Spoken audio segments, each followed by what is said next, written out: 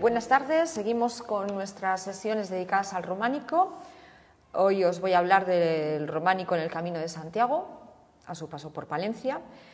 Son unos 65 kilómetros lo que tiene este camino, esta ruta de este a oeste, desde Itero de la Vega, aquí lo estáis viendo, hasta San Nicolás del Real Camino, ahí tendríamos unos 65 kilómetros, y vamos a ir viendo los edificios que aparecen, los edificios románicos que aparecen en esta ruta.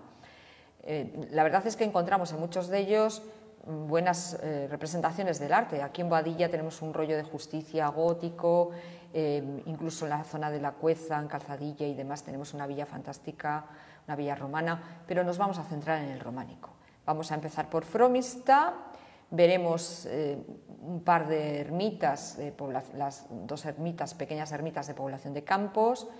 Luego veremos, me he permitido una licencia y es colocaros la iglesia de Villalcázar de Sirga, a pesar de que bueno, pues no es un templo románico al uso, sino que es un templo de transición y que ya vamos a ver más gótico en él que otra cosa, pero la verdad es que la relación con el románico es total. Entonces vamos a ver también el edificio de Villalcázar de Sirga y vamos a acabar en Carrión con tres grandes obras que van a ser la iglesia de Santa María, la iglesia de Santiago, como no, y de nuevo el monasterio de San Zoilo. Así empezamos. Empezamos, por tanto, por Fromista. Ya hemos hablado de Fromista cuando hablamos de los monasterios, porque era un priorato benedictino que estaba adscrito al monasterio de San Zoilo de Carrión. Aquí nos centramos sobre todo en el aire francés que tiene este edificio, un edificio muy homogéneo, de lo más equilibrado que encontramos en el románico, un edificio además de lo primero que se hace en el románico palentino del año 1066. Tenemos un edificio de 3 naves, de planta basilical, crucero enrasado con un cimborrio poligonal y las dos torres que le dan ese aire aún más francés. Esta es la planta. La planta sigue el patrón de la catedral de Jaca. Aquí estamos viendo eso, las 3 naves, el crucero enrasado en planta, el cimborrio en el interior, los 3 ábsides, las ventanas abocinadas, la portada a los pies. Nunca está horadada, nunca tiene puerta el ábside. Las puertas siempre las encontramos o bien al oeste, a los pies, o en los laterales. Aquí tenemos incluso una puerta en el lado sur y otra en el norte, lo estáis viendo. Estos serían vanos abocinados, estos serían los arcos fajones, estos serían los arcos formeros, y los 4 que marcan el cimborrio, la intersección del crucero, son los torales, siendo este además triunfal porque da paso al ábside.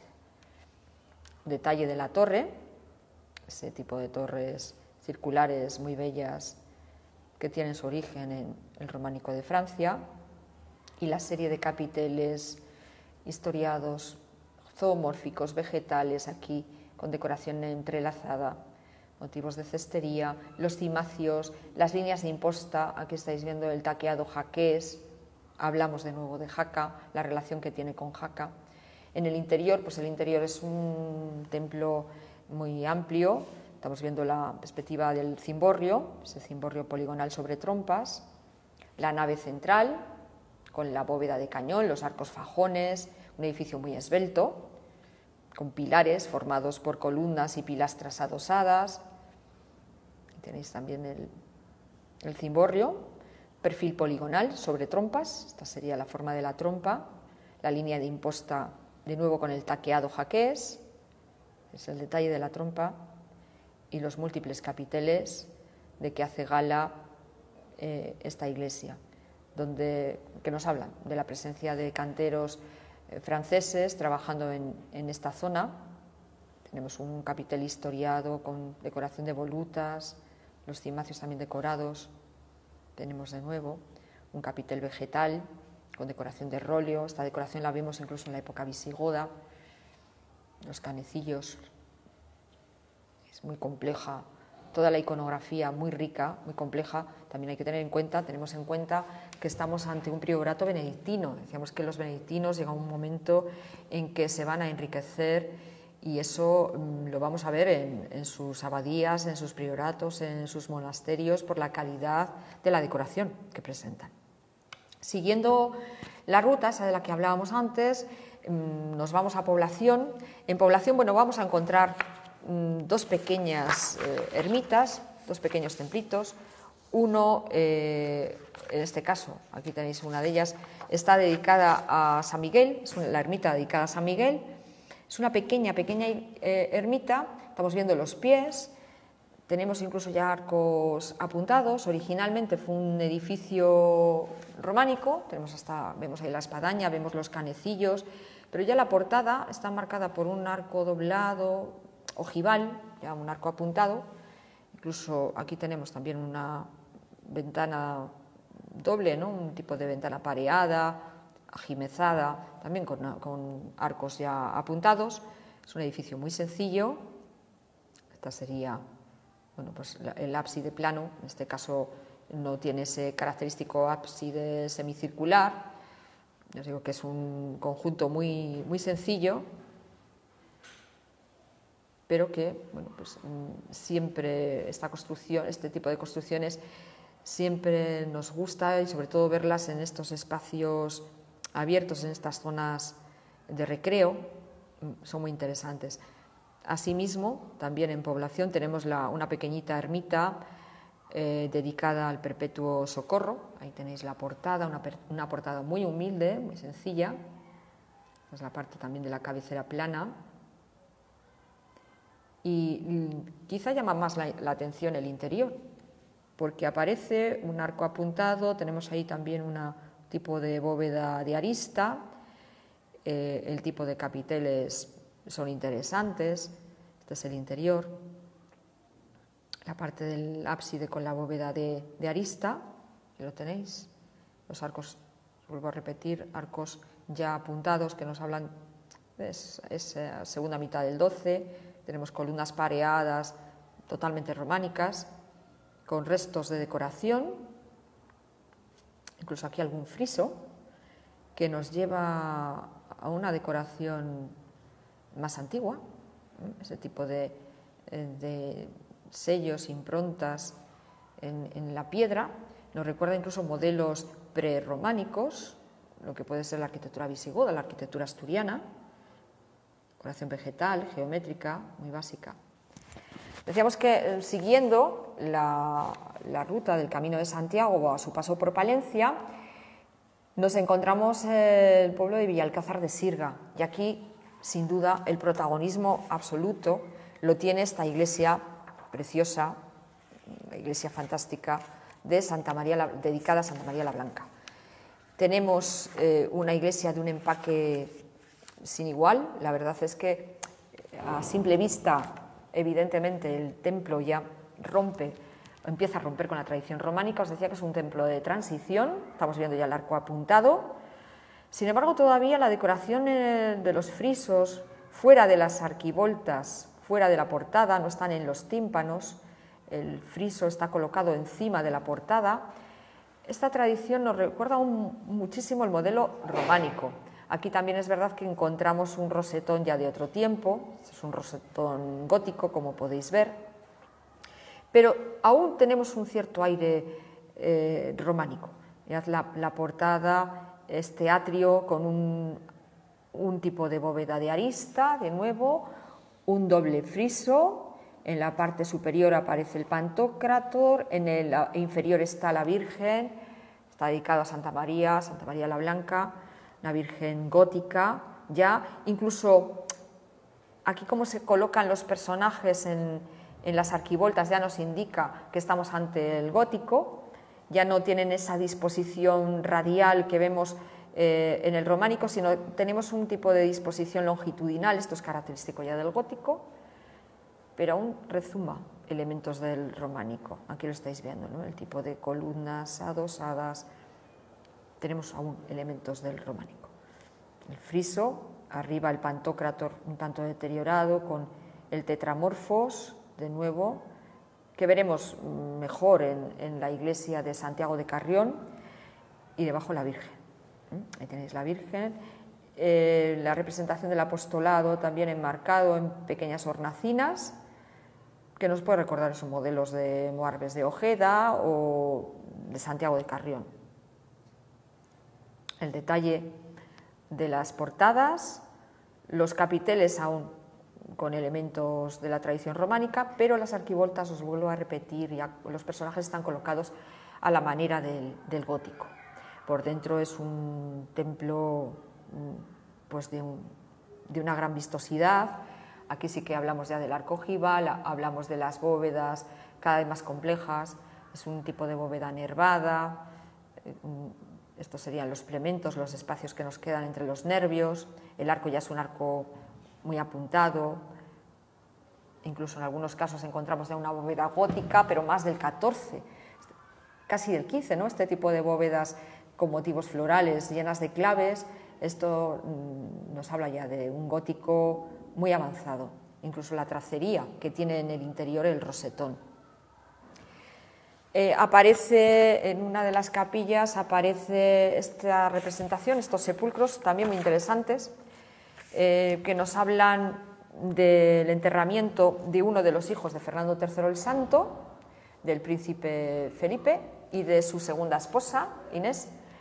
Lo más llamativo es cómo aún conservan importantes restos de policromía y cómo, bueno, pues vemos en los laterales ese tipo de representaciones que aún nos recuerdan al románico.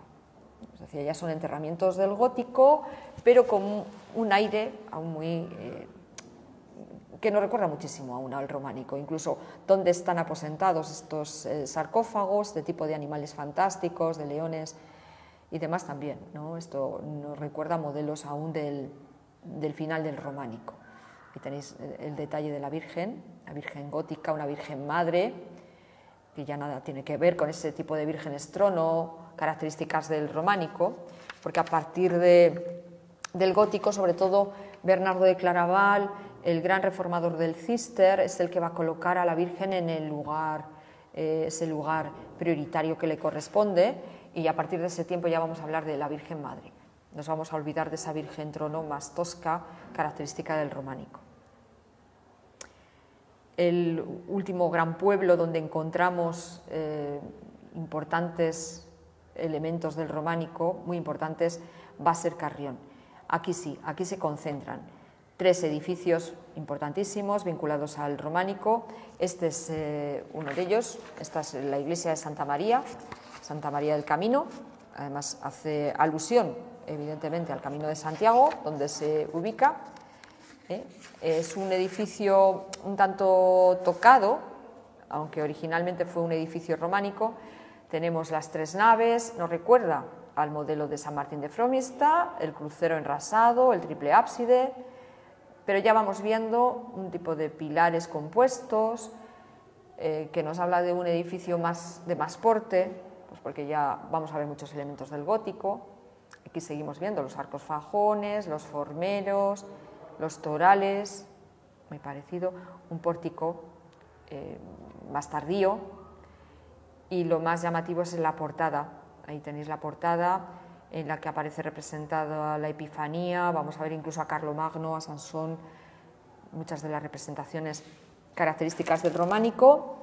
En las arquivoltas además encontramos una serie, ahí tenéis el friso de la Epifanía, machacado cuando se han añadido estos arbotantes, lo han partido, han cortado parte del friso, pero aún vemos la calidad que tenía este friso, tenéis el taqueado jaqués, y en la portada nos va a llamar la atención esta arquivolta que hace referencia a los oficios, a los distintos oficios que presenta la gente del pueblo. Es como una presentación ante los peregrinos de los distintos oficios que había en la zona, que se hacían en la zona. Esto lo vamos a ver en la iglesia de Santiago también, vamos a verlo a continuación en la iglesia de Santiago. Ahí tenéis el detalle del friso, tenemos canecillos, entre canecillo y canecillo aparecen decorado el espacio, lo que nos lleva a las metopas del arte griego, decoración de las metopas del arte griego, Tenéis algunos de los capiteles, el interior, ya vemos eso, aunque aún hablamos del arco de medio punto, pero ya empezamos a ver elementos nuevos, incluso la altura que tiene el edificio nos lleva a un tiempo más del gótico.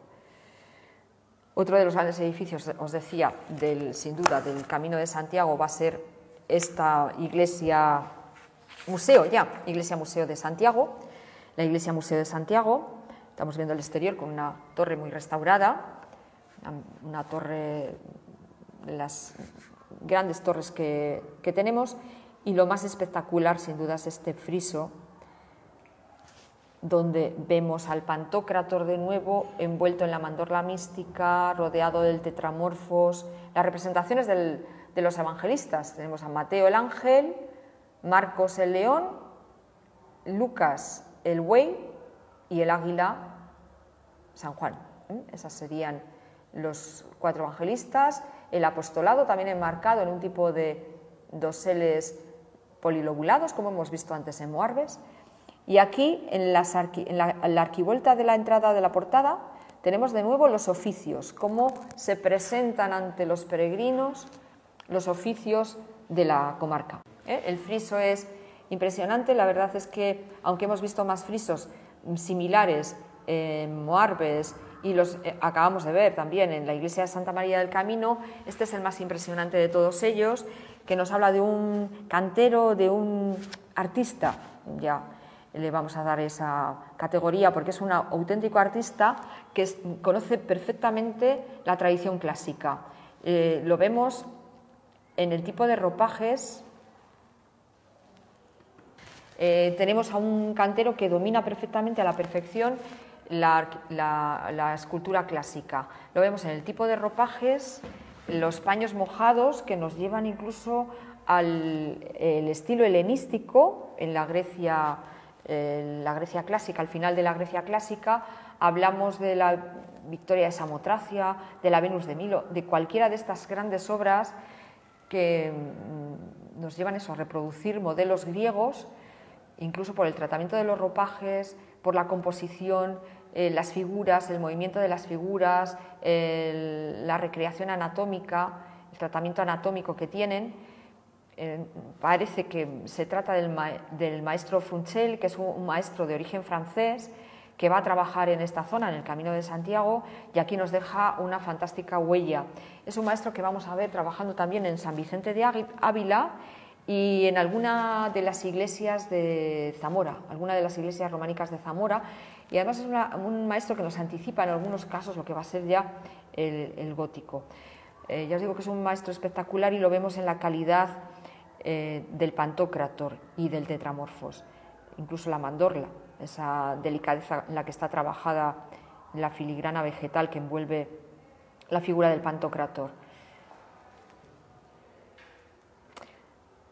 Ahí tenéis un detalle de San Juan, aquí el apostolado, digamos, y en la arquivolta de la iglesia tenemos la serie de los oficios, de nuevo, muy parecido a lo que veíamos en la iglesia de Santa María, aquí con detalles que nos vuelven a llevar al maestro Frunchel por la traza, por la calidad, por el movimiento de las figuras. No son figuras toscas, no son figuras inanimadas, vemos figuras con mucho movimiento, mucha seguridad.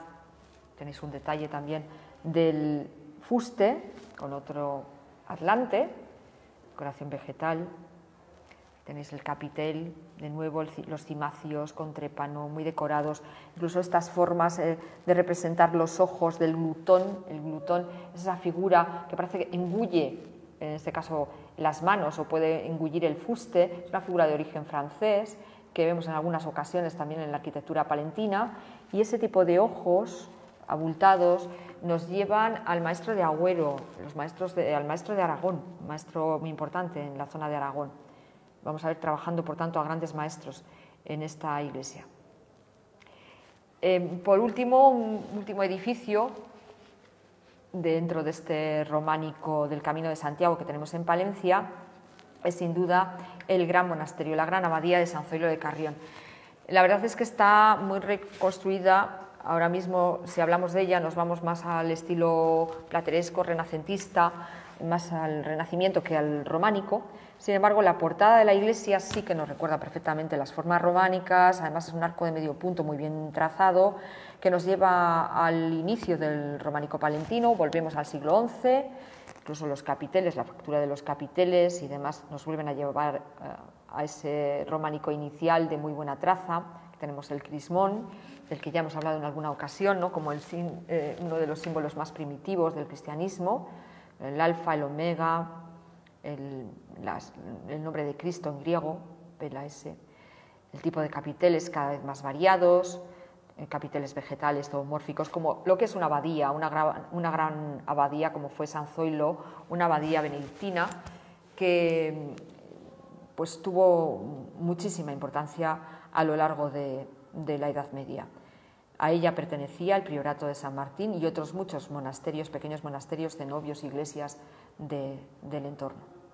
Tenéis otro de los capiteles, tenemos algún detalle de la traza que también nos vuelve a hablar de grandes maestros. Volvemos a ver ese tipo de ojo